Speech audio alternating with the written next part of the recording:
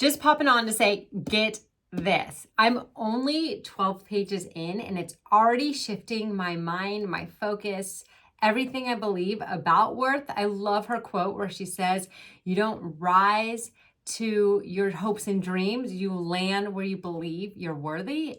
And I pretty much paraphrase that, so I probably got that wrong, but it's transformational. It's transformational. I loved her other book.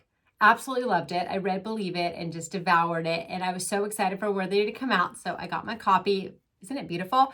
But also what I love about her as an author is that she donates 100% of her author proceeds back to charity. She gives it to Feeding America. So she didn't write this to get rich and famous. She already is rich and famous. She wrote this because she truly believes that she can change lives. And again, only 12 pages in, you can see where I've earmarked it and it's already changing my life. I'm going to pop back on and do a full review after I'm done, but just wanted to tell you, so far, it's incredible and you're going to love it.